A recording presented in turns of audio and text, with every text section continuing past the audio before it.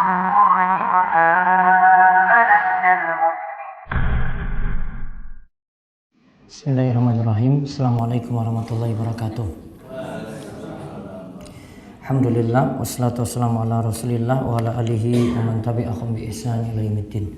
Allahumma inna nas'aluka ilman nafi'a wa rizqan thayyiba wa amalan mutaqabbala. Baik Bapak Ibu yang semoga senantiasa dirahmati dan diberkahi Allah Subhanahu wa taala, kesempatan siang hari ini alhamdulillah kita berada di tempat yang mudah-mudahan penuh berkah bagi kita semuanya, bawa kebaikan yang banyak dan juga kita bisa meraih ilmu-ilmu dan bisa saling sharing dalam kebaikan. Kali ini untuk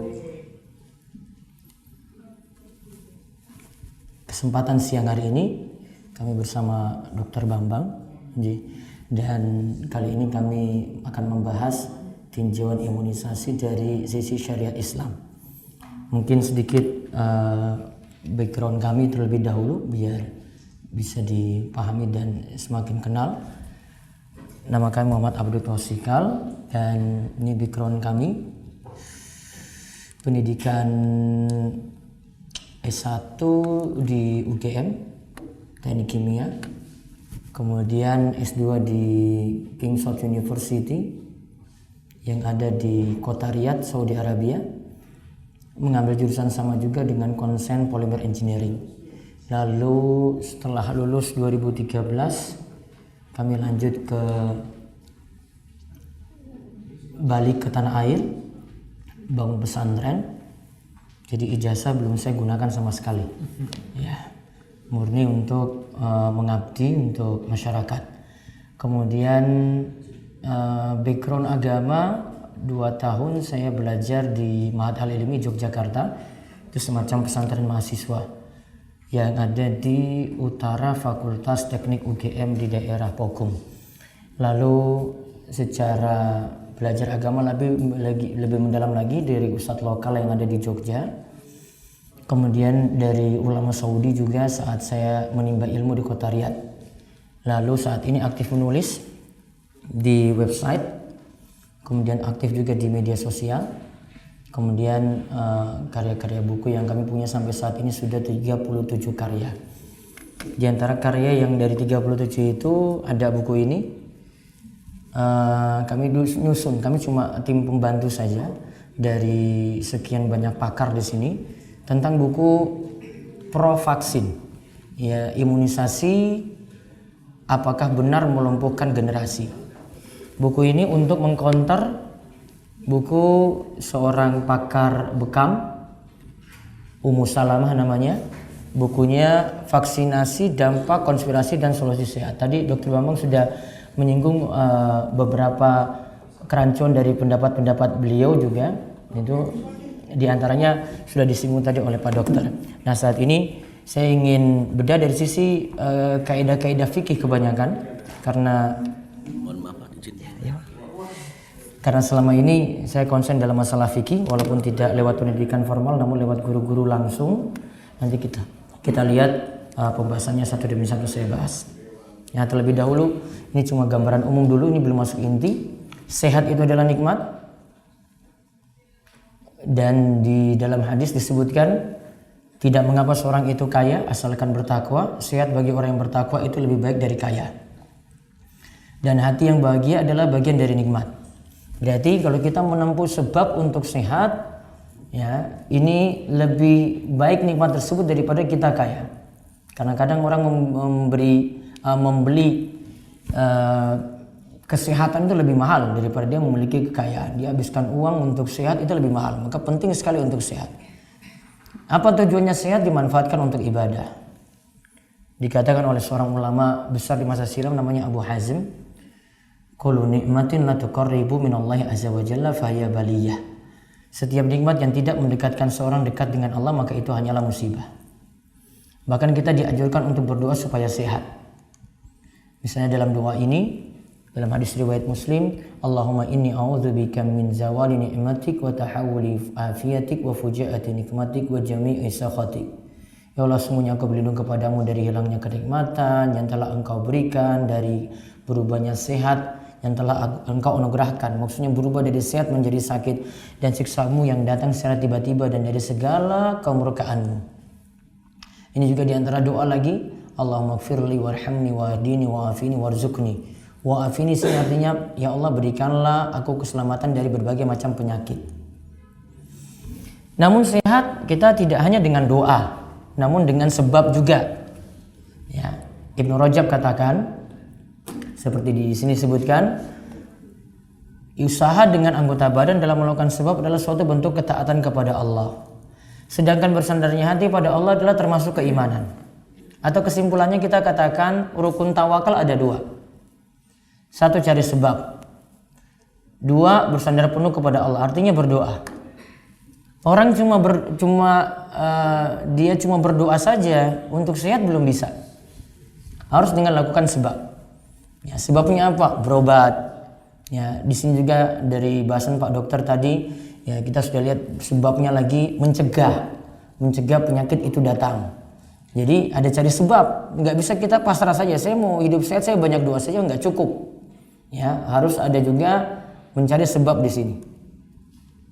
Contoh saja di sini disebutkan dalam hadis, "Law annakum tatawakkaluna haqqa 'alallahi haqqa tawakkuli la razaqakum kama yarzuqut thair taqudu khimasan wa taruhu bitana." Burung saja Nabi ibaratin kayak gini. Seandainya kalian betul-betul bertawakal kepada Allah, sungguh Allah akan memberikan rizki kepada kalian sebagaimana burung mendapatkan rizki. Burung tersebut pergi pada pagi hari dalam keadaan lapar dan kembali sore harinya dalam keadaan kenyang. Berarti burung lakukan sebab enggak? Ya, pergi kan? Dia enggak mungkin cuma disangkarnya saja. Kalaupun mau disangkarnya, pasti ada yang beri dia makan. Enggak mungkin dia pasrah saja gitu. Dia lakukan sebab. Burung saja bisa seperti itu berpikirnya. Maka berobat dan pergi ke dokter termasuk tawakal. Itu namanya mencari sebab. Namun kita mesti ke pakarnya, nggak bisa ke sembarang orang. Nempuh sebab memang, namun ke pakarnya. Sehingga di sini kalau disebut di sini Bapak Ibu sekalian, di sini disebutkan ke pakarnya, berarti saya sebenarnya lagi mengkritik juga beberapa bentuk pengobatan yang nggak benar karena bukan kepada pakarnya. Misalnya pada pengobatan alternatif yang nggak logis. Ya, contoh misalnya memindahkan penyakit ke tubuh hewan misalnya. Secara ilmiah tidak ada di situ. Dari sisi keilmiahan tidak ada. Ya, Dokter Bambang dan yang lainnya yang menempuh pendidikan juga sampai master sampai doktor, nggak pernah dalam kuliah itu dapat pengobatan kayak gitu. Nggak usah sekolah tinggi-tinggi kayak gitu. Nggak usah sampai jenjang S3 sampai profesor, nggak perlu. Ya, maka berobat harus ke pakarnya juga. Serahkan kepada ahlinya. Lalu ini buktinya dari Rasul. Rasul ketika menjenguk Sa'ad itu sakit, seorang sahabat. Ia dapati Sa'ad menderita penyakit jantung. Lantas Rasul pun nyarankan berobat pada seorang tabib, seorang dokter yang bernama Al-Haris bin Qiladah dari Bani Sakif. Lalu akan diobati dengan 7 kurma ajwa. Nanti saya akan jelaskan kurma ajwa itu apa maksudnya. Namun lihat di sini Rasul paham di sini dalam masalah ketentuan hukum gitu. Namun untuk berobat Rasul suruh ke siapa? Lihat, suruh ke orang lain. Rasul nggak mau jawab. Kamu mau dikasih obat apa? Enggak. Rasul sarankan ke Haris. Haris itu lebih paham daripada saya. Berarti ini sama seperti sabda Rasul, antum a'lamu bi umuri dunyakum. Kamu lebih pakar untuk urusan duniamu, bukan saya. Ya. Maka lihat di sini diobati dengan 7 kurma ajwa. Ini kan saran dari Al-Haris. Rasul tahu kalau pengobatannya dengan menggunakan kurma ajwa ini. Rasul tidak menyarankan secara langsung. Yang masalah ketika mencari sebab gini. Masalah jika pasien terlalu menggantungan hatinya pada dokter. Dokter ini yang paling ampuh. Kalau enggak dengan dokter ini saya enggak mau. Nah, yang jadi problem adalah bila harapan dan rasa khawatirnya hanyalah pada dokter tadi. Inilah yang mengurangi tawakal. Artinya dia harus pasrah pada Allah juga di samping cari sebab. Nah, imunisasi termasuk bentuk tawakal. Ini cari sebab namanya. Nah, saya sebelum bahas dulu, tadi juga sudah disinggung oleh Pak Dokter. Di sini ada isu misalnya menolak imunisasi seperti ada konspirasi Yahudi dan Amerika dalam program imunisasi dari WHO dan juga ada vaksin mengandung babi. Misalnya tentang isu konspirasi Yahudi dan Amerika disinggung juga dalam buku ini. Namun didapat kritik balik. Dia nukilannya juga dari orang Amerika juga dan itu bukan pakar. Dia bilang orang yang pro vaksin itu dukung ini adalah pro Amerika karena itu programnya Amerika. Padahal dia nukil pendapat juga dari orang-orang Amerika dan itu bukan pakar. Ya, dari sisi keilmiahannya kurang dan buku ini sumbernya cuma dari internet. Jadi search Google saja. Bukan dari keilmiahan seperti tadi Pak Dokter sebutkan data-data ini loh. Ini data orang yang nggak vaksin akhirnya kayak gini. Itu data namanya. Dan orang kalau mau tesis, mau disertasi, nggak cukup dengan pendapat dari internet, ditolak semuanya kayak gitu. Ini nggak bisa dijadikan bahan untuk doktoral, ini nggak bisa. Ya, karena memang tidak ilmiah sama sekali. Semua nukilan. Di sini dia cerita nggak perlu pakai meningitis mau pergi berangkat haji. Karena orang di Saudi, orang di Arab di Saudi sana tidak ada virus-virus semacam itu. Dia cuma dengar dari apa infonya? Cuma dengar dari jamaah haji yang datang, dari supir yang ada di Masjid Nabawi. Kira-kira Bapak Ibu paham ini ada segi nggak ilmiahnya nggak? Ini kita pakai data ini. Dia bantah cuma dengan ini ada pendapat dari saya ketemu dengan supir di sini di Masjid Nabawi ini bilang kayak gini. Sedangkan kita pakai data ilmiah. Dia nggak pakai data ilmiah sama sekali. Ya, kalau orang nulis tesis lewat disertasi, ya pasti dia akan cari paper. Ini buktinya kayak gini. Konspirasi Yahudi Amerika dia akan buktikan lewat paper, lewat jurnal. Dan kalau dia belum punya, dia cari nanti ada di library yang ada online gitu. Dia bisa cari paper-paper semacam itu. Kemudian mengandung babi. Nah ini jadi bahasan kita nanti di sini. Nah, apa itu vaksinasi? Tadi sudah dijelaskan Pak Dokter. Saya nggak terlalu mendalam di sini. Ya. Ini 4 model pembuatan vaksin di Bio Farma. Semenjak saya ngisi kemarin di Jogja, terus saya diminta lagi di Gunung Kidul, terus saya telepon ke Bio Farma tentang masalah ini. Apalagi dapat fatwa kemarin dari UI, saya pengen tanya proses langsung secara umum. Gini, kalau di Bio Farma kayak gini Bapak Ibu. Di Bio Farma buat vaksin, kadang yang pertama produksi sendiri. Artinya memang Bio Farma buat sendiri. Ya, yang kedua, impor teknologi. Artinya cuma impor saja, dimanfaatkan itu teknologinya. Kemudian yang ketiga ini impor bahan bakunya, namun dibuat di Bio Farma. Yang keempat ini, impor bahan secara total dari suatu negara. Nah ini seperti kasus MR yang ada sekarang. Diimpor secara total dari India. Ya. Namun yang produksi di sini sudah banyak sekali dan bahkan dipakai di ratusan negara. Termasuk juga di negara Muslim. Termasuk juga di Saudi Arabia pun impornya dari Indonesia. Ya, impor vaksin tadi dari Indonesia. Di sana nggak pernah debat. Nggak pernah mempermasalahkan hal ini. Padahal di sana itu dari segi kehalalan itu ketat sekali. Daging itu masuk nggak bisa sembarangan. Kalau di Saudi Arabia masuk di supermarket nggak bisa sembarangan. Kemudian di sana hidup ulama-ulama besar. Ulama besar kalau tahu masalah kayak gini itu pasti dibahas. Sana nggak ada problem apa-apa sama sekali. Kita di sini ulamanya kurang. Ya, kita juga jarang untuk dalami agama itu. Namun banyak orang-orang pintar yang ada di media sosial. Tadi kata Pak Dokter Bambang itu mayanya itu banyak sekali itu di dunia maya. Seakan-akan pintar semuanya. Di sana itu ulama besar itu. Mereka punya ini lebih daripada MUI ini kalau di sana. Karena di sana ada namanya Hay'at Kibarul Ulama, kumpulan ulama-ulama besar. Kumpul satu kantor di situ. Punya jam kantor setiap hari. Ada lagi Al-Lajnah Ad-Daimah lil Buhth al-Ilm wal Ifta. Komisi Fatwa Research ya Kerajaan Saudi Arabia. Saya berguru ke salah satu anggota Al-Lajnah Ad-Daimah langsung. Ya, yaitu Syekh Dr. Shalih Al-Fauzan. Ya. Di sana kalau ada masalah-masalah pasti selalu dibicarakan. Dan mereka impor juga. Nanti akan saya jelaskan impor vaksin MR juga itu dari India juga sama seperti kita. Ya, sama dan dipakai legal di sana. Ini saya akan jelaskan. Nah, sekarang ini inti pembahasan kaidah dalam memahami hukum vaksinasi. Yang pertama gini.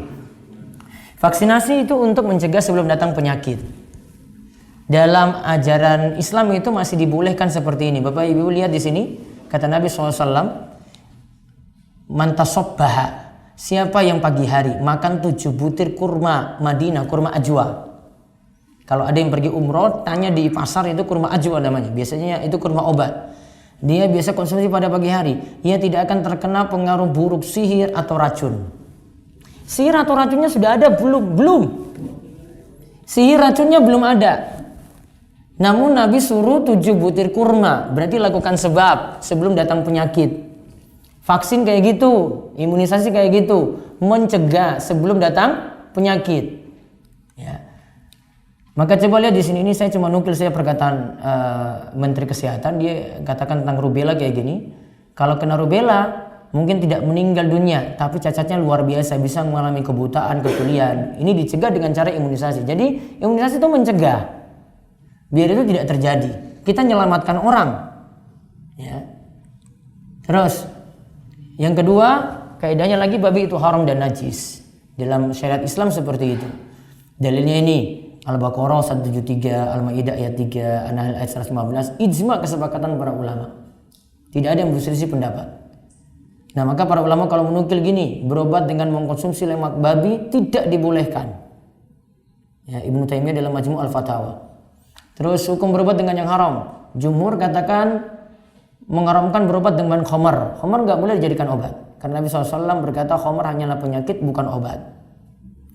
Ibnu Mas'ud berkata bahwa Allah tidak mungkin menjadikan kesembuhan bagi kalian dari sesuatu yang haram juga. Ya. Jadi untuk masalah berobat dengan yang haram tidak boleh, asalnya gitu. Namun ingat ada kaidah yang ketiga lagi, yang haram dibolehkan ketika darurat. Yang haram dibolehkan ketika darurat. Ini kita lihat, darurat itu membolehkan sesuatu yang diharamkan. Ini perkataan ulama Ibnu Nujaim, pakar ulama dalam mazhab Hanafi dalam Al-Ashba' wal Madzair. Terus Ibnu Qudamah dalam mazhab Hambali katakan sesuatu yang dibolehkan karena keadaan darurat maka dikonsumsi sekadarnya saja. Dalilnya apa? Ini Al-Baqarah 173. Inna ma harama 'alaikumul maita wad dam wa lahmal khinzir wa ma uhilla bi ghairillah wa ma uhilla bihi li ghairillah faman ittara ghaira bagin wala 'adin fala itsma 'alaihi innallaha ghafurur rahim. Sesungguhnya Allah hanya mengharamkan bagimu bangkai, darah, daging babi dan binatang yang disembelih disebut nama selain Allah. Di sini sebut babi, berarti babi haram. Tetapi barang siapa dalam keadaan terpaksa, darurat berarti, ya terpaksa memakannya, kondisinya mau mati, sekarat, nggak dapat makan, mau hidup harus makan babi di situ. Ya, maka sedang dia tidak menginginkannya, dia nggak ingin di situ dan tidak pula melampaui batas, maka tidak ada dosa baginya. Maka tidak dihukumi dosa ketika seorang itu menerjang yang haram dalam keadaan darurat. Kata Ibnu Nujaim, orang yang makan bangkai dalam keadaan darurat hanya mengkonsumsi sekadarnya saja untuk mempertahankan hidup saja itu boleh. Yang dimaksudkan dengan ayat tadi seperti itu. Nah, contoh sini vaksin MR. Ini yang fatwa kemarin gini bunyinya ya. Vaksin MR itu boleh karena darurat. Ingat kalimatnya ini ya. Vaksin MR itu boleh karena darurat. Ini di koran atau di media online, ini nggak mau dinukil ini. Langsung vaksin MR itu ngandung babi. Dia nggak sebutkan kata boleh di situ. Nggak adil kalau di media. Saya malam ini saya sudah dengar nih sampai jam 1 malam nih saya nggak bisa tidur. Saya mikir kalimat ini. Ya. Lihat ya, fatwa MUI tertulis adalah dalam proses menggunakannya itu ada babi, bukan mengandung babi. Kalimatnya beda. Proses pembuatan dengan hasil akhir itu babi beda. Proses itu dengan bantuan tripsin babi. Hasil akhirnya gimana? Nggak ada babinya. Namun saya akan sebutkan alasannya kenapa sampai MUI bisa keluarkan fatwa seperti itu. Kenapa nggak mutlak langsung? Sudah boleh saja semua, kan nggak masalah karena hasil akhir itu tidak ada babi. Kenapa nggak langsung seperti itu? Nah ini kita lihat nanti bahasannya. Darurat itu boleh. Lihat ini, darurat dibolehkannya berobat dengan yang najis jika tidak dapati sesuatu yang suci. Kita nggak dapat yang lain. MR itu, saya tanya ke Bio Farma langsung, kenapa Bio Farma nggak buat sekarang ini? Mereka katakan, Ustaz kita sudah buat formula, baru jadi 2024, ini nggak bisa sembarangan ini buatnya. Ya, penelitiannya jauh, panjang. Yang ada saat ini cuma dari India. Berarti dia dapatkan ini, dibolehkannya berobat dengan yang najis jika tidak dapat sesuatu yang suci. Kita nggak dapat yang lain lagi. Cuma dari situ. Saudi Arabia saja pakai. Alasannya karena masalah menyelamatkan jiwa. Kita selamatkan jiwa loh ini. Lebih daripada masalah menjauhi yang najis. Ini yang najis nih. Tadi kan bersentuhan dengan najis. Ini masalahnya nggak seberapa dibandingkan dengan nyawa. Mana yang lebih parah coba? Nyawa kan? Makanya tadi bangkai itu ya masih boleh dimakan. Nyawa lebih penting daripada makan bangkai tadi. Sama-sama masalah. Namun kita ambil yang lebih ringan. Makanya ada kaidah ini. Jika bertabrakan dua mafsadat, pilihlah mafsadat yang paling ringan. Ya, yang paling ringan diambil. Contoh sederhana ini. Ini misalnya di rumah sakit nih. Kalau ada yang punya prinsip kayak gini. Ya. Saya cuma mau dengan dokter perempuan saja. Namun kita sudah masuk UGD coba. Yang bertugas ketika itu dokter laki-laki saja. Yang pasiennya perempuan. Mana yang dipentingkan coba? Ya, nyawa atau wah enggak mas, tunggu, ini istri saya pokoknya harus dengan dokter lagi, tunggu. Tapi Pak, nanti ganti shift itu baru ada. Oh enggak bisa, saya mau tunggu dulu. Apa gitu? Enggak, darurat dia itu. Dia dalam keadaan pas sudah, enggak apa-apa diperiksa saja. Pasti dia pilih kayak begitu. Sama dengan ini, menyelamatkan jiwa dengan menyentuh najis. Mana kira-kira yang lebih parah? Menyelamatkan jiwa apa menyentuh najis? Mana yang paling berat di sini? Menyelamatkan jiwa paling berat. Nah, dipaparkan 4 mazhab. Ini 4 mazhab saya singgung. Berarti mazhab Abu Hanifah, mazhab Imam Malik, mazhab Syafi'i, Ahmad.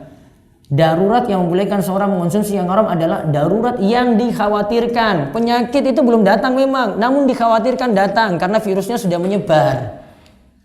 Akan buat seorang binasa jika dia tidak mengkonsumsi yang haram. Itu namanya darurat. Itu sudah darurat namanya. Jadi adanya rubella, campak dan yang lainnya itu darurat namanya. Untuk vaksin itu namanya darurat sekarang ini. Karena nggak ada pengobatan lain. Kaidah keempat. Nah ini masalah fatwa MUI yang saya bahas. Yang keempat, istihalah namanya. Ini disinggung dalam fatwa-fatwa MUI seperti ini. Dan nanti saya sebutkan nanti fatwa ulama Eropa nanti yang membahas tentang istihalah juga. Penyucian dari unsur najis dengan cara transformasi ini namanya istihalah. Gini maksudnya. Ada benda najis, bangkai misalnya, itu karena berjalannya waktu berubah, kemudian najis ini jadi hilang. Contoh misalnya apa? Kita kalau pelajari dulu minyak bumi asalnya dari mana dulu? Bangkai yang terpendam ribuan tahun ya. Padahal bangkai dalam agama kita itu tadi sudah disinggung haram. Namun karena mengalami perubahan ribuan tahun, akhirnya jadi minyak bumi. Kita pakai bensin, kita pakai solar, pakai aftur dan seterusnya. Ini gak ada yang pernah masalahkan kayak gini loh ini. Ya. Istihlak yang kedua, bercampurnya benda najis dan suci. Namun yang najis jadi terkalahkan oleh yang suci. Yang suci menang, najisnya kalah, najisnya sedikit. Itu namanya istihlak. Istihalah itu berarti perubahan, proses. Kalau istihlak itu berarti bercampurnya najis dan suci, namun yang najis kalah karena sucinya lebih banyak. Nah ini ada perbedaan pendapat. Kalau dalam mazhab Hanafiyah, Malikiyah, istihalah itu masih membuat benda itu jadi suci. Berarti tadi bangkai berubah jadi minyak bumi, berarti minyak buminya jadi suci. Namun ini mazhab ulama Syafi'i dan Hambali nyatakan tidak jadi suci. Nah, kuncinya di sini MUI. MUI itu mazhab Syafi'i. Jadi istihalah dia tidak berlaku di sini. Ya, istihalah nggak berlaku. Makanya di dalam fatwa MUI cuma dikatakan ini darurat. Ya. Terus istihlak ini dalilnya ini. Istilah tadi yang saya katakan bercampur benda najis dan suci. Najisnya melebur pada benda yang suci. Contohnya iza balagal ma'u qulataini lam yunajjisu syai'un. Kata Nabi SAW, jika air telah mencapai 2 kula, sekitar 200 liter, maka tidak ada sesuatu pun yang menajiskannya. Ini, air 200 liter. Ukuran balik kecil itu. Jika ada kencing masuk, kencingnya kalah dengan air tadi, ya, maka dikatakan bak itu tetap suci. Ya, walaupun ada kencing yang masuk. Apabila benda najis bercampur dengan air yang suci, ini najis ini misalnya ini, jatuh di benda yang suci, sehingga najis tersebut melebur karena najisnya cuma sedikit. Ini baknya 5.000 liter, kencingnya cuma 1 tetes. Berubah nggak kira-kira ini? Baknya 5.000 liter, ke 200 liter tadilah, kencingnya cuma segini. Terpengaruh nggak airnya kira-kira ibu bapak? Terpengaruh nggak? Nggak terpengaruh. Nah itu namanya istihlak, melebur. Ini ada perbedaan pendapat. Ini yang saya sebutkan pendapat terakhir aja. Kalau dalam mazhab Syafi'i, ya ini dalam mazhab mayoritas ulama, kebanyakan ulama, tadi air yang sedikit jatuh di bak tadi 200 liter ke bawah, artinya 100 liter misalnya, kurang dari 200 liter. Jika air itu sedikit di bawah 2 kula lalu kecampuran benda najis dan tidak berubah bau, rasa, warna, maka ada beda pendapat ulama. Mayoritas ulama menganggap air ini najis. Berarti babi misalnya, ya taruhlah kita, ya ini tadi kan dokter Bambang sudah singgung, ini bukan masukan babi sebenarnya, namun taruhlah ini kita pakai logika kayak tadi. Babi misalnya masuk dalam bak gitu, ini cuma ini sedikit sekali jumlahnya, karena nggak ada dalam istilah vaksin tuh dalam jumlah airnya misalnya 5.000 liter terus campur babi di situ 1.000 liter, itu nggak mungkin, ya karena prosesnya bukan kayak begitu. Ini sedikit sekali, 1 tetes jatuh dalam air. Maka kalau mayoritas ulama menganggap itu tetap najis. Airnya 100 liter. Kalau sedikit itu dianggap tetap najis. Namun Imam Malik dan Syekhul Islam Ibnu Taimiyah menganggap air tersebut suci karena jadi melebur. Dan saya lebih cenderung pada pendapat yang terakhir ini, lebih logis. Karena kalau najis yang sedikit masuk dalam air yang jumlahnya banyak meskipun 100 liter, ya najisnya cuma 1 tetes, ya tetap melebur di situ. Tidak ada pengaruh berubah bau, rasa ataupun warna. Nah, ketika panen bibit vaksin bersinggungan dengan tripsin pankreas babi untuk melepaskan induk vaksin dari persemaiannya, ya, ini cuma pakai tripsin. Namun pada hasil akhir tidak mengandung tripsin babi lagi. Jadi prosesnya kalau dalam ilmu kimia itu namanya katalisator, mempercepat. Mempercepat itu maksudnya di sini ada, ya, kalau di kimia itu ada reaktor, ya, katalisator itu masuk situ untuk mempercepat itu, ya, mempercepat sehingga ada hasil.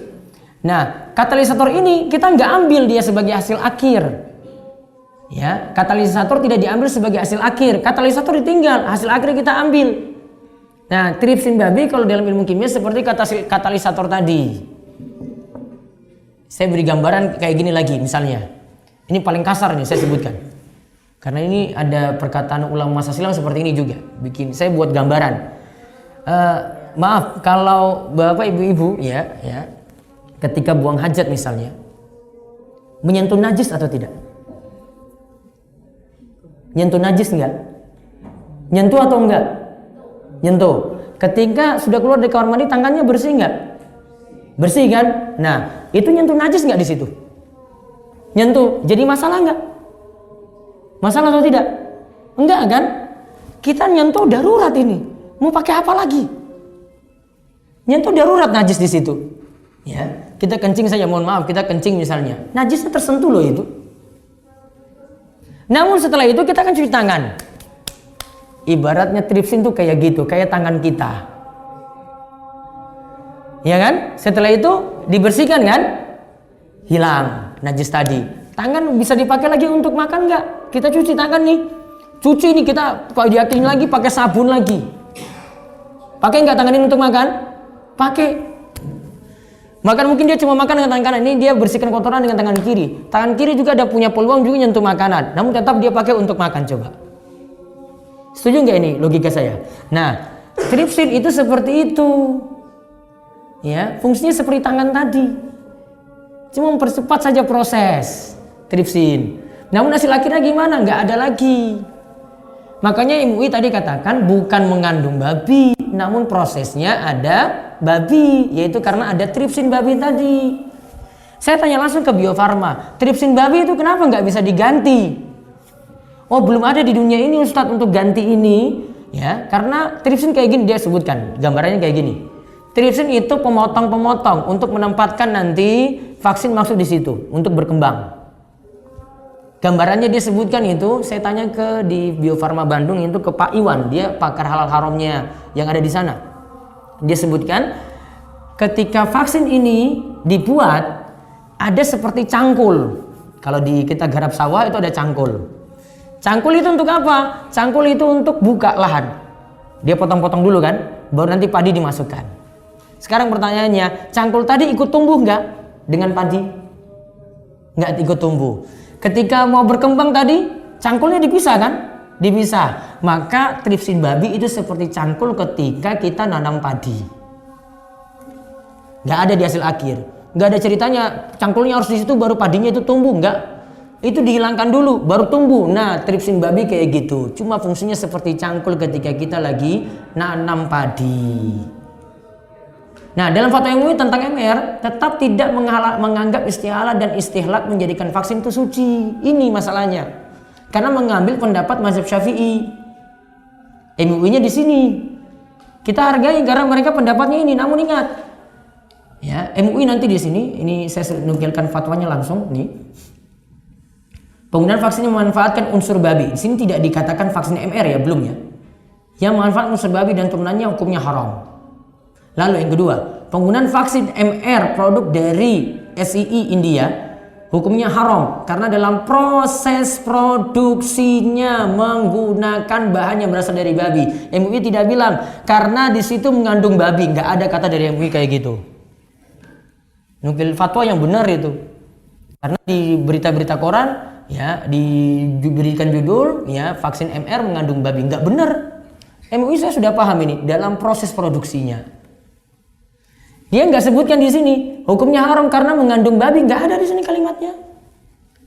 Kalau ada mungkin di stop ini, kalau ada kalimat kayak gitu ya pasti fatwanya langsung stop. Nggak boleh ada lagi di sini vaksin MR. Namun kenapa MUI lanjut? Ini karena proses.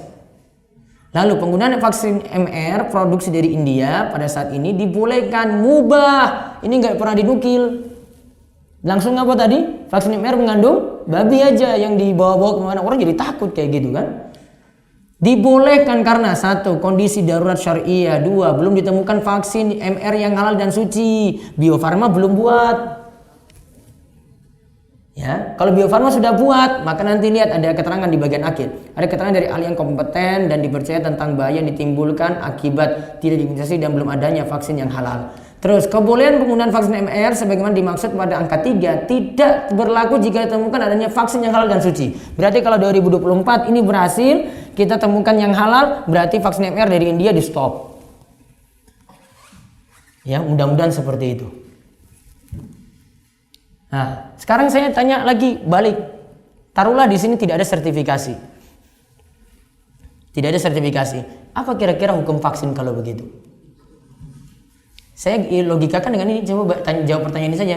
Jika dapati suatu makanan, apa sikap kita? Apa menyikapi asalnya haram dimakan? Apa kita telusuri proses pembuatannya pula? Ini Pak, Bu, makanan di atas meja. Kenapa nggak diteliti ini? Siapa tahu ada babi loh ini. Apa sikap Bapak Ibu-ibu? Ini nggak ada label halal nih. Gimana nih yang buat panitia nggak ada label halal? Apa sikapnya? Mau makan nggak? Mau suntai kok. Iya kan? Kenapa saya logikakan kayak gini? Ini kita mempelajari hukum asal Bapak Ibu-ibu. Taruhlah sertifikasi itu nggak ada. Apa langsung dihukumi haram? Berat tuh kita itu hukum sesuatu itu haram. Memang tadi memastikan betul. Namun nggak setiap sesuatu kita harus buat susah seperti itu. Coba saya ajarkan kayak gini hadisnya. Ini sikapi hadis ini saja. Menyingkapi dengan husnuzon dari Aisyah. Ada suatu kaum membawa daging kepada kami dan kami tidak tahu apakah daging tersebut saat disembelih dibacakan bismillah ataukah tidak. Rasulullah SAW katakan apa? Samullah alaihi wa kuluh. Ucapkanlah bismillah saja lalu makanlah. Harusnya kan gak usah makan. Iya kan? Karena apa? Gak tahu baca bismillah atau tidak. Padahal orang muslim harus baca bismillah itu kalau nyembelih. Apa yang Nabi ajarkan di sini? Husnuzon. Berarti kalau itu dari pemerintah, dari Bio Farma, husnuzon dulu. Sudah diajarkan kayak gitu loh makanan. Datang ke warung, apa perlu tanya-tanya lagi detailnya gitu. Pak, saya mau cari tahu ini daging ini, saya makan daging ini. Saya pengen tahu dulu Pak, ini ayam ini baca bismillah nggak ketika disembelih? Beli di mana? Beli di pasar. Pasarnya itu di mana dapatnya Pak? Ya, ketika nyembelih kok nggak disebutkan baca bismillah nggak? Enggak kan? kita nyikapinya biasa. Padahal ini kita makan tiap hari loh ini. Vaksin cuma sekali seumur hidup. Nah memang ada ini lain. Namun ingin gambaran logis saja. Ini kita nggak terlalu perketat ini. Vaksin darurat. Ya. Namun ini makanan kita darurat juga, butuh sekali. Dan itu masuk dalam perut kita. Nah, lalu terakhir di sini fatwa ulama besar. Syekh Abdul Aziz bin Baz ini mufti kerajaan Saudi Arabia. Dulu yang vaksin polio biasa didebatkan juga karena katanya ada unsur babi, membolehkan vaksinasi polio. Ulama besar Saudi Arabia. Ini fatwanya. Ya. Kemudian ini Syekh Abdul Aziz Al-Syekh, mufti Saudi Arabia saat ini sebelum beliau tadi yang pertama. Ya. Bolehnya menggunakan vaksin yang pada prosesnya bersinggungan dengan enzim tripsin babi. Berarti kan yang dibahas dalam MR juga kayak gitu. Nah ini fatwanya. Ini ditanyakan oleh Ustadz Indonesia secara langsung ketika berhaji beberapa tahun lalu. Langsung tanya pada mufti. Lalu dukungan Majma' Al-Fiqh Al-Islami mendukung program pemberantasan penyakit polio melalui vaksinasi polio untuk anak-anak. Ini fatwanya. Mendukung berarti membolehkan. Lalu ini saya dapat terakhir tadi. Majelis Ulama Eropa untuk fatwa dan penelitian ditanya tentang vaksin polio yang mengandung tripsin babi. Lihat ini jawabannya. Penggunaan obat semacam itu ada manfaatnya dari segi medis. Obat semacam itu dapat melindungi anak dan mencegah mereka dari kelumpuhan dengan izin Allah. Dan obat semacam ini dari enzim babi belum ada gantinya hingga saat ini. MR juga belum ada gantinya hingga saat ini. Dengan menimbang ini maka penggunaan obat semacam itu dalam rangka berobat dan pencegahan dibolehkan. Hal ini dengan alasan karena mencegah bahaya penyakit lebih parah jika tidak mengkonsumsinya. Dalam bab fikih masalah ini ada sisi kelonggaran yang tidak mengapa menggunakan yang najis jika memang cairan tersebut dinilai najis. Namun sebenarnya cairan najis tersebut telah mengalami istihlak. Tadi kan sudah kita sebut ya, melebur karena bercampur dengan zat suci yang berjumlah banyak. Begitu pula masalah ini termasuk dalam hal darurat. Nah, MR darurat. Begitu primer yang dibutuhkan untuk menghilangkan bahaya dan di antara tujuan syariat adalah menggapai maslahat dan manfaat serta menghilangkan mafsadat dan bahaya. Terus saya bahas isu yang lainnya. Tahnik itu dianggap sebagai imunisasi oleh Ummu Salamah dan yang anti vaksin. Tahnik itu apa? Jadi Rasulullah SAW kalau ada bayi yang lahir, beliau anjurkan untuk beri kurma yang sudah dikunyah ditaruh di langit-langit mulut. Dianggapnya gak usah pakai imunisasi lagi. Tahnik kayak gini ketika bayi lahir itu sudah imunisasi. Jawabannya ngawur pendapat kayak begini. Ngawurnya kenapa? Rasul gak pernah menyebut ini dengan istilah tat'im. Tat'im itu bahasa Arabnya yang artinya imunisasi. Itu cuma dilakukan ada beberapa sebab. Cuma karena tujuannya para ulama katakan untuk mengkonsumsi manis yang pertama kali. Gak ada tujuannya untuk vaksin untuk cegah penyakit, gak ada. Ada lagi isu kayak gini, pakai tibu nabawi saja nggak usah vaksin-vaksin. Cukup kita minum habatus sauda, madu, susu kayak gitu. Saya kritik balik sekarang. Pakai tibu nabawi itu ibadah atau sekedar mubah? Boleh-boleh saja. Kalau ibadah berarti dosa kalau bapak ibu nggak pakai madu, nggak pakai susu, nggak pakai ini, nggak pakai ini. Berarti kalau minum obat kimia dosa berarti. Kalau itu ibadah.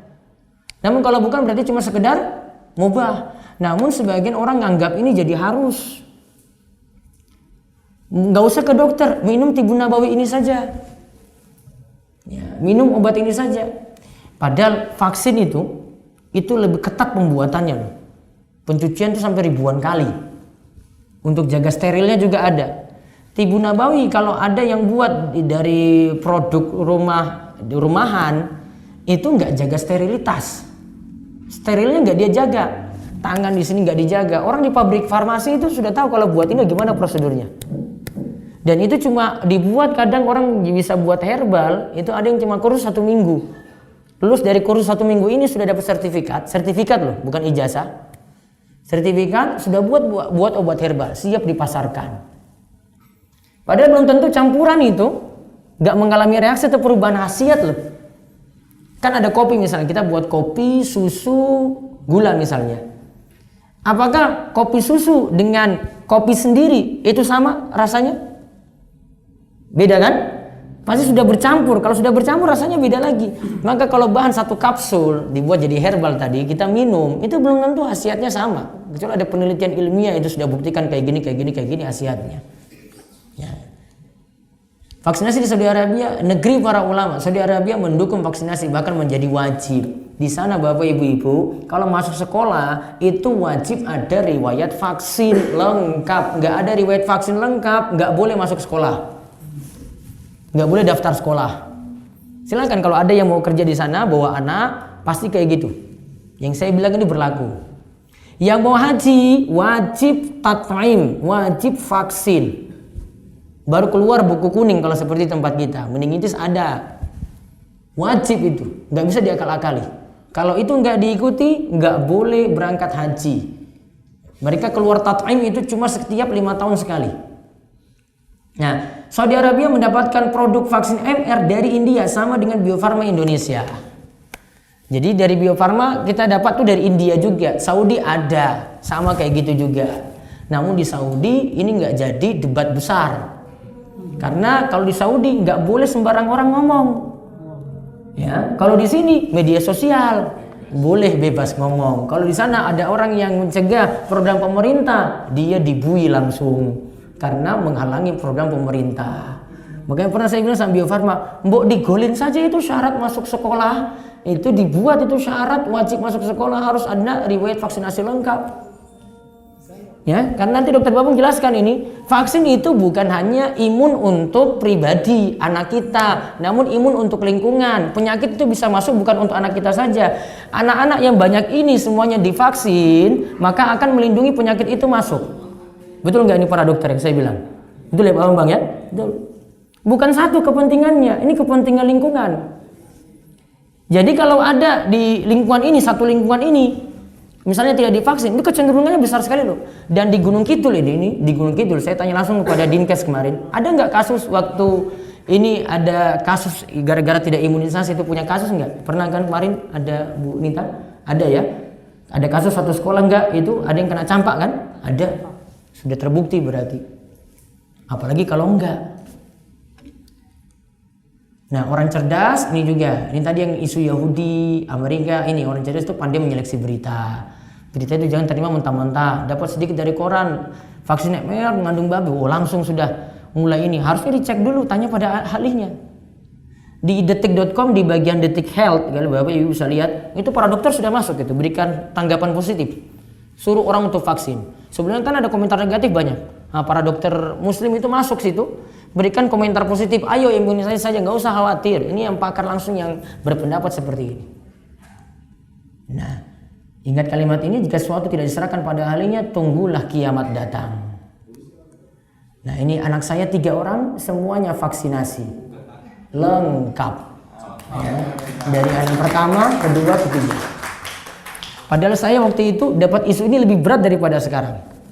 Saya belum bahas, belum kaji waktu itu. Saya masih kuliah, ya, masih menempuh S2 waktu itu. Ya, belum punya mau berpendapat kayak gini. Sebelum saya kaji waktu itu, saya kaji dulu, baru saya lebih yakin lagi.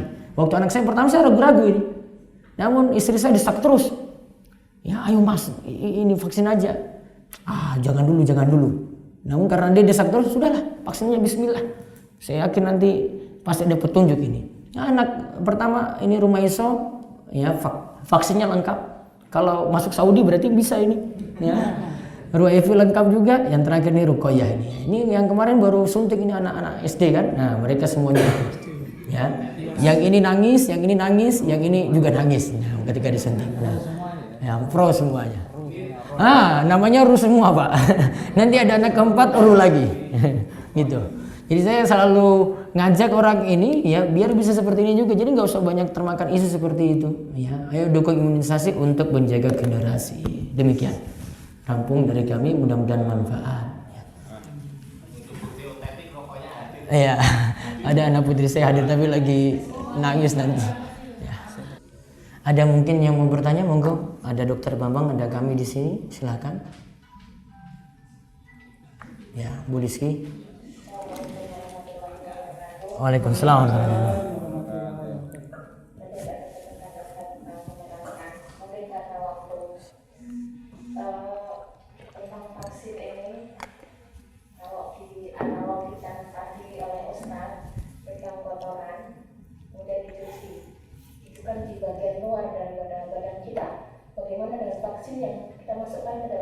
Baik. Satu Pak, sebentar.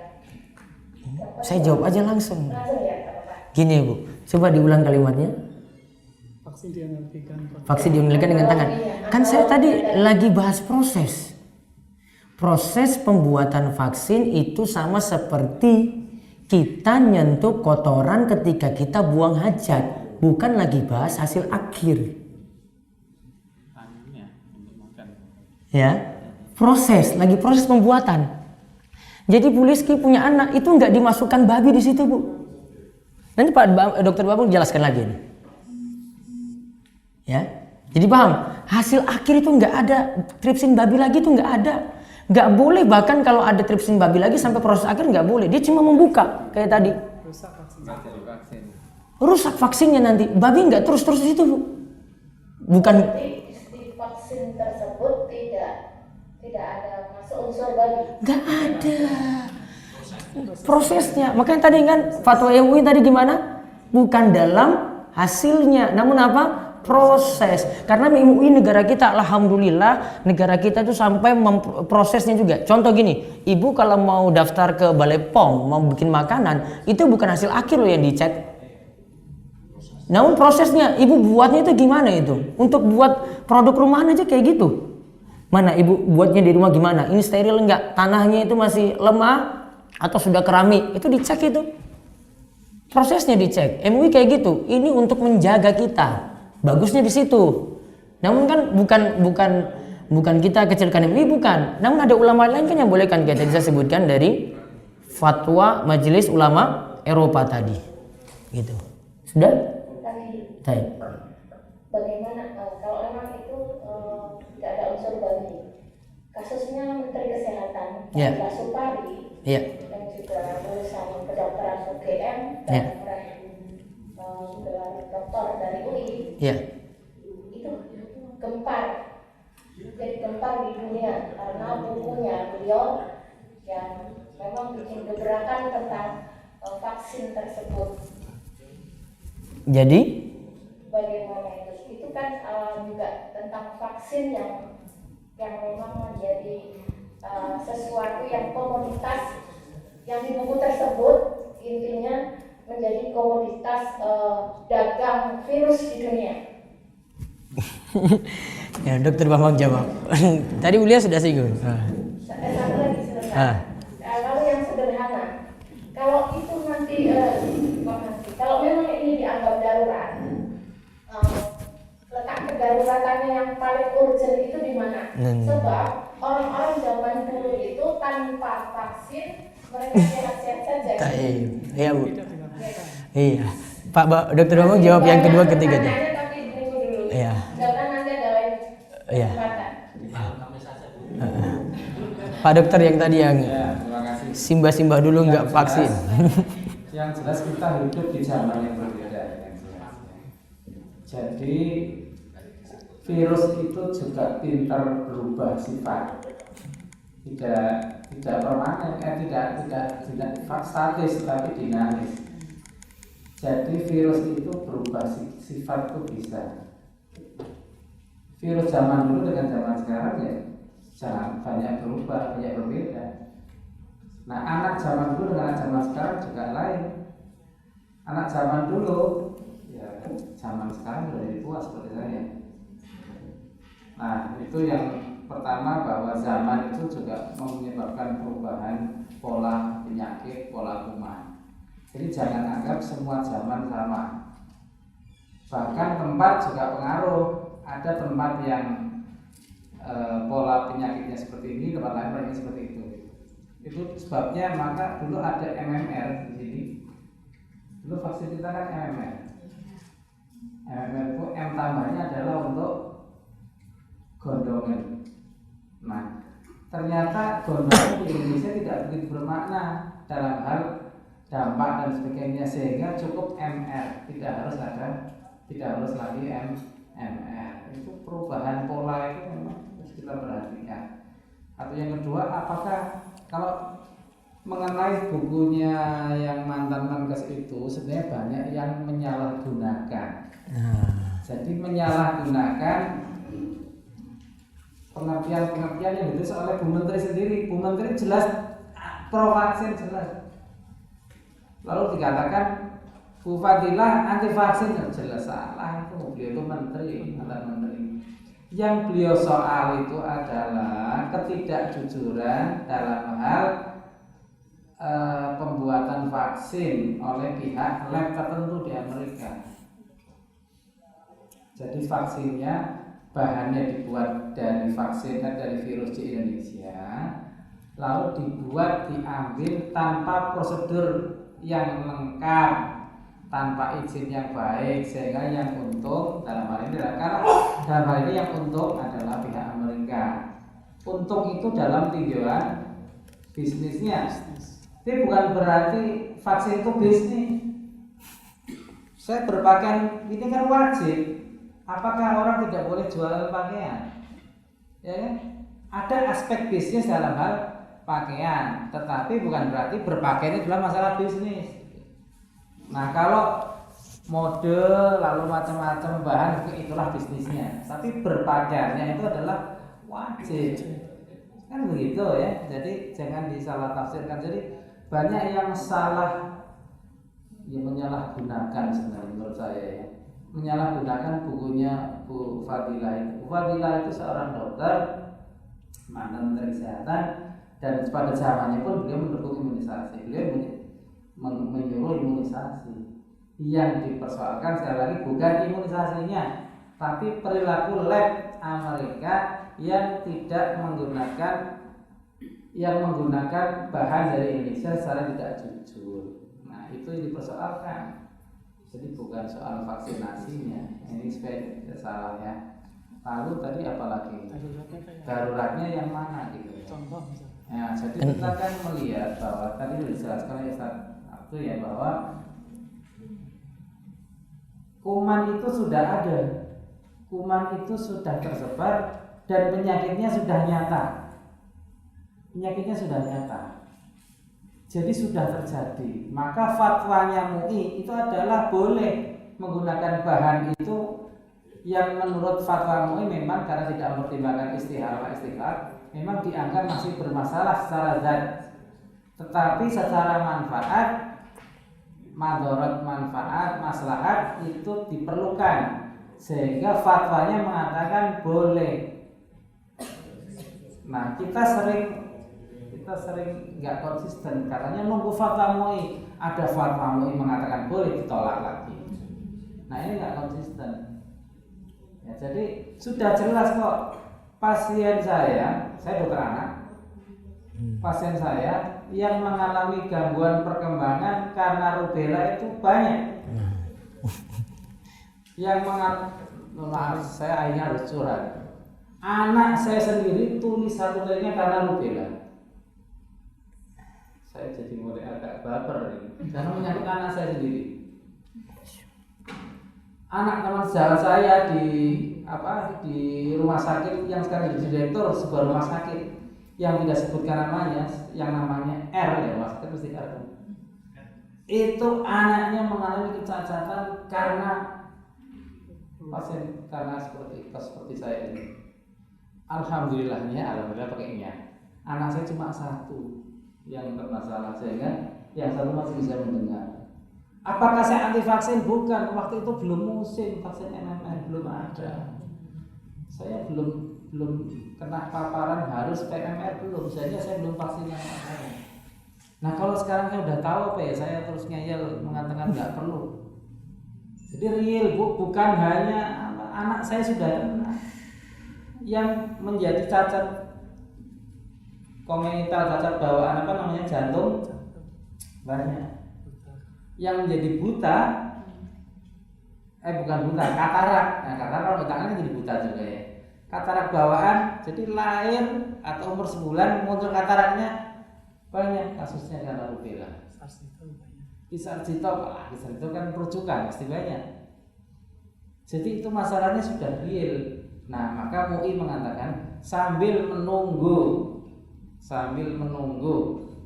ada vaksin yang dianggap lebih baik, maka vaksin yang ada ini dikatakan boleh.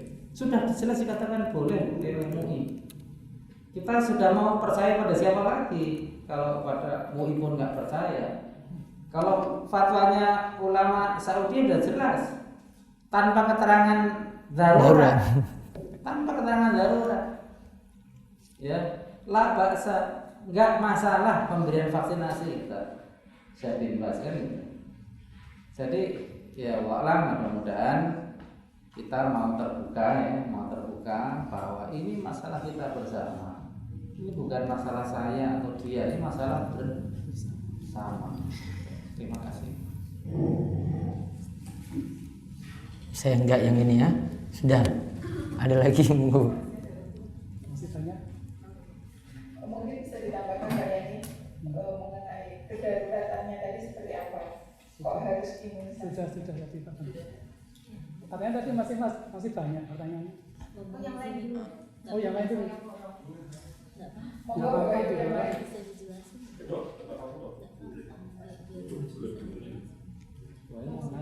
Tanya yang lain. Dia lagi boleh. Ada bapak-bapak?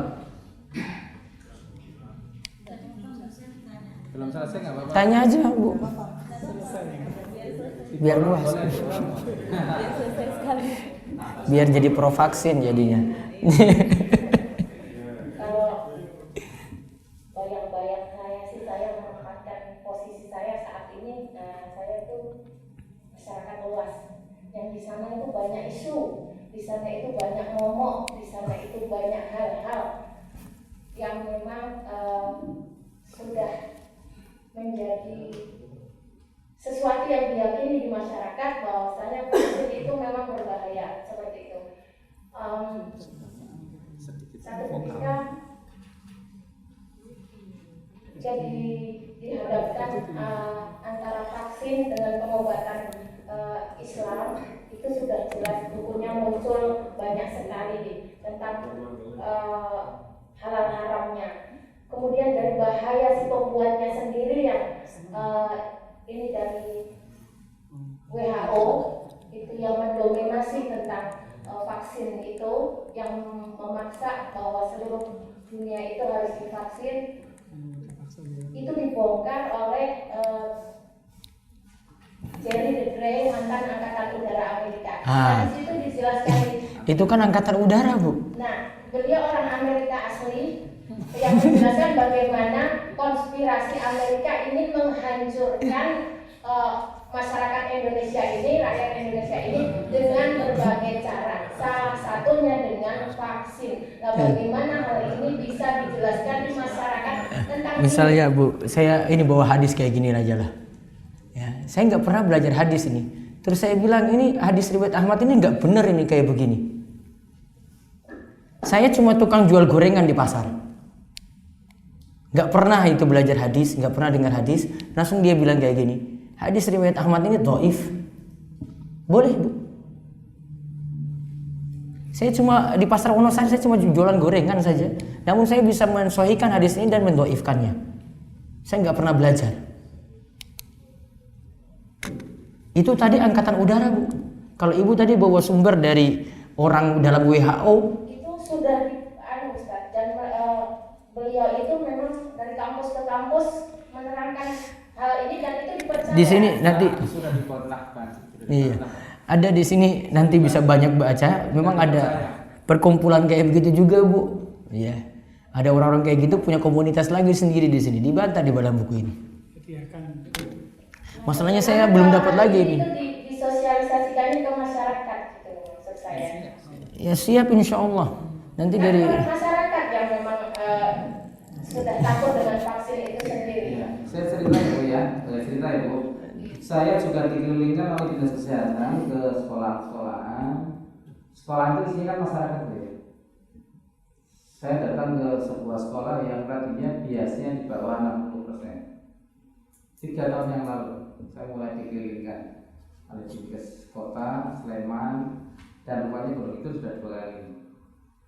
Di Gunung itu rasanya ada 2 tahun yang lalu mulai saya kirim. Nah, saya waktu itu diundang syawalan. Kalau saya cerita tentang imunisasi, karena bisa itu kurang dari 60%, isinya masyarakat juga. Kira-kira 2 bulan kemudian saya ditelepon oleh dinas kesehatan yang terima kasih Pak Dr. Baban. Alhamdulillah di SD itu sekarang hampir 100% cakupan biasnya. Nah artinya apa? Artinya masyarakat memang, saya kira anjuran kan bagus. Masyarakat memang perlu pencerahan.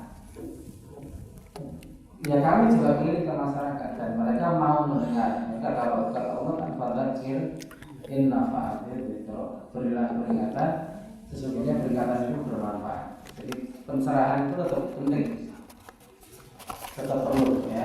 Kepala sekolahnya yang tadinya anti vaksin menjadi menerima, lalu ikut sosialisasi kepada, tentu bukan karena pengawasan saja, tapi bahwa di situ kemudian pihak sekolah, wakil kepala sekolah yang tadinya anti jadi pro, lalu kan jadi pergerakan bersama untuk meluruskan mitos-mitos tentang vaksin tadi. Ya, tapi begini, saya melihat bahwa yang tidak mau vaksin sebenarnya tidak banyak sebenarnya. Ada memang, tetapi orang yang tidak banyak itu seringkali vokal, sehingga seolah-olah sangat banyak. Sebenarnya hanya kantong-kantong sedikit saja tertentu, komunitas tertentu. Ya, karena apa? Karena mungkin belum mendapatkan pencerahan. Saya kira peran ustaz, peran dokter, peran pengajaran yang lain itu baik. Jadi kalau ada sosialisasi bagus nih. Cuma saya beberapa desa sekolahan yang saya datangi, saya diundang sebagai tamu, ternyata tuan-tuannya nggak pada datang. Ada juga yang ada juga, jadi nggak datang juga. Beliau yang datang hanya sedikit sekali gitu. Nah yang datang ya alhamdulillah kebanyakan mau terima. Ada juga yang begini, dok saya bisa terima tapi suami saya belum tahu, saya harus tanya dulu gitu juga, nggak apa-apa. Tugas kita adalah sosialisasi. Baik, saya kira itu tambahan dari saya. Terima kasih. Terima kasih dok. Ini adalah bentuk tabayun saya. Ya. Karena selama ini memang kita salah satunya juga percaya media, yang kedua juga memang kurang disosialisasikan tentang vaksin. Antara sosialisasi dan isu itu lebih memang isunya soalnya. Dan ini saya anggap bentuk tabayun saya. Betul. Demikian, terima kasih. Terima kasih Ibu. Dari mana? Cukup boleh sih. Dari mana? Nanti kalau ada yang kurang saya langsung ke Ustaz. Itu jamaah saya, Pak. Saya namanya Ustaz Agus. Dia waktu saya datang sini sudah kaget, saya kok pro vaksin gitu. Dikira saya anti vaksin dari kemarin. Dia belum tahu kalau saya punya buku ini. Memang buku ini lagi habis di pasaran. Kalau ada saya kasih, Bu. Ini cuma saya punya satu ini. Saya dapat dari penulisnya langsung. Saya belum tahu ada dicetak lagi atau belum. Kalau ada mudah-mudahan. Gitu.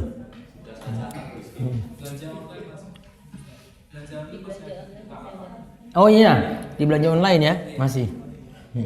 Jadi nggak bisa beli online, buku ini ada. Tapi saya mau buat buku ini versi ringkasnya, saya bagi ebook gratis nanti. Yang file-file tadi saya bisa buat dalam bentuk yang bagus, bisa dibagi gratis. Untuk fatwa-fatwa tadi juga gitu. Ringkasan-ringkasan aja, orang malas baca tebal gitu. Iya. Ya. Gratis pasti. Ada lagi? Mungkin ada lagi Bapak Ibu. Ini kesempatan yang langka. Bisa bertemu dengan beliau. Dari sekolahnya. Sebelumnya, Assalamualaikum warahmatullahi wabarakatuh. Waalaikumsalam. Ini kayaknya dari sekolahnya Pak yang bermasalah ini kan. Dari sekolah yang bermasalah. Sudah pertanyaan saya jangan mengulangi harapan saya tadi pagi bahwa saya berharap ada sosialisasi dari dinas kesehatan maupun dari ulama terutama di sekolah-sekolah, karena biasanya imunisasi itu diadakan di sekolah-sekolah, terutama sekolah kami karena masih ada beberapa orang tua yang masih menolak imunisasi. Di sekolah mana, Bu? Di SD Waladun Solihun, SDI Waladun Solihun. Oh, Waladun Solihun. Meskipun ya cuma sedikit, lebih banyak yang menerima daripada yang menolak. Tapi saya mengharapkan sosialisasi dari dinas kesehatan dan juga dari para ulama. Terima kasih. Assalamualaikum warahmatullahi wabarakatuh. Insya Allah. Ya.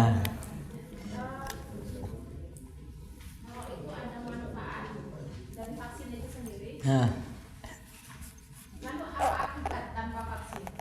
apa akibat tanpa vaksin Pak Bambang? Lihat dulu. Ya, vaksin itu artinya adalah upaya untuk mencegah penyakit tertentu sesuai dengan jenis vaksinnya. Tadi saya sudah sampaikan sebuah data global internasional tentang penurunan jumlah penyakit, jumlah orang yang sakit dan jumlah orang yang meninggal untuk kasus-kasus tertentu sesuai dengan penyakit yang dapat dicegah dengan imunisasi. Tadi sudah ada datanya, nanti bisa dilihat lagi. Lalu pertanyaan yang sifatnya dalam hal sifatnya pribadi, bagaimana jika tidak diberi vaksin? Ya, tadi saya katakan ini adalah ikhtiar. Ikhtiar itu adalah mengurangi risiko. Ya, ini tolong dipahami supaya tidak salah. Karena ada juga ustadz yang mencela kami begini, jangan ngarang-ngarang masa depan gitu. Belum terjadi kok sudah dikarang gitu. Kalau tidak diberi vaksin dapat terjadi kebutaan. Lah kok ngarang kok belum terjadi. Itu ada yang ustadz yang mengingatkan begitu. Ya saya matur nuwun kalau makanya saya katakan ini sifatnya ikhtiar mencegah. Ya. Ikhtiar itu boleh bahkan harus gitu ya. Karena apa? Karena tantangannya sudah ada. Nah, contoh ini tadi ini contoh boleh dibesarkan. Ini contoh penyakit cacar zaman dulu. Ini di Turki. Di Turki dulu ada penyakit cacar yang namanya ini cacar chickenpox. Itu ya dulu ada. Lalu ada lagi di berikutnya coba tolong di next. Nah, ini yang polio. Kalau tidak divaksin polio, sudah terjadi di Banten. Ternyata 200 anak mengalami kelumpuhan. Di Sumatera sama Jawa ya. Di Sumatera, Jawa, CD yang bebas. se-Indonesia itu terjadi seperti itu.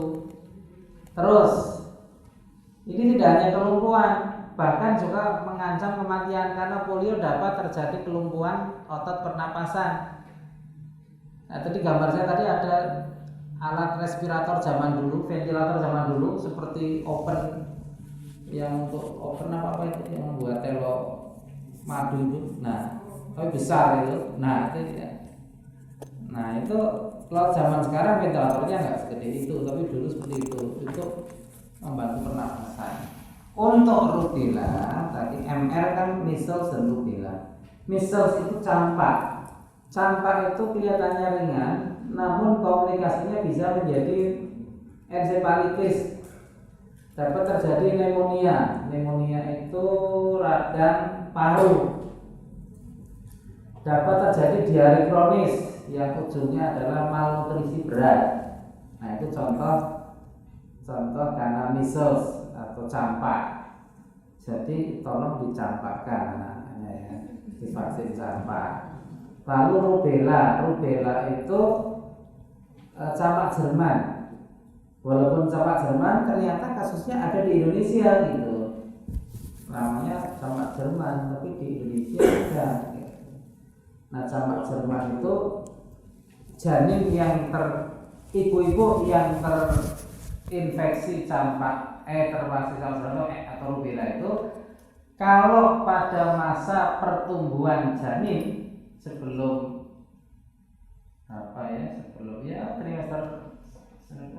trimester 2 itu dapat terjadi keguguran atau kecacatan berupa apa tadi? Mata yang mengalami katarak, telinga yang menjadi tuli, dan satu lagi jantung yang mengalami kebocoran jantung. Cacatnya permanen, tidak dapat diperbaiki dan belum ada obatnya rubella, maka solusinya adalah pencegahan. Jadi itu yang dapat saya tambahkan ya. Kalau terjadinya infeksinya pada trimester ketiga mungkin tidak terlalu pengaruh, karena sudah terbentuk organ-organnya sudah tidak terlalu pengaruh. Tapi kalau terjadi awal, na'udzubillah dapat terjadi kecacatan kongenital, kecacatan bawaan pada janin yang dikandung. Jadi apa maknanya? Maknanya pemberian vaksin pada anak-anak sekarang itu artinya upaya kita untuk memproteksi, mencegah terjadinya kecacatan pada anak-anak generasi berikutnya. Jadi bukan hanya anak sekarang. Jadi mau dipahami juga bahwa vaksinasi pada anak-anak yang sekarang ini itu adalah bagian dari upaya memutus rantai penularan penyakit. Jadi kalau anak sekarang tidak diberi vaksin dapat menyimpan kuman itu dapat terjadi penularan. Suatu saat terjadi penularan pada wanita yang hamil, maka terjadilah yang tidak kita harapkan, dapat terjadi yang tidak kita harapkan tadi. Nah, lalu ada pertanyaan begini, kalau anaknya divaksin nanti kalau ibunya hamil bagaimana? Apa tidak malah nulari? Tidak, insya Allah. Jadi penularan lewat anak yang divaksin kepada ibu hamil itu risikonya sangat kecil sekali, hampir tidak terjadi, sehingga itu aman. Yang kita lakukan adalah melindungi anak-anak dan ibu-ibu hamil. Ibu-ibu hamil, ibu-ibu kalau mau divaksin MR sebenarnya bisa selama yakin belum hamil, namun tidak ditanggung oleh puskesmas. Karena puskesmas pemerintah itu hanya untuk anak-anak. Untuk anak-anak. Dulu MMR juga diberikan pada calon pengantin. Ning bayar karena tidak masuk dalam program yang disiapkan oleh pemerintah untuk memproteksi anak-anak. Ya syukur-syukur kapan-kapan sudah disediakan juga ibu-ibu pada vaksin boleh, asal tidak sedang hamil dan tidak merencanakan hamil dalam waktu 2 bulan ke depan. Kira-kira seperti itu. Nggih, ngaten nggih.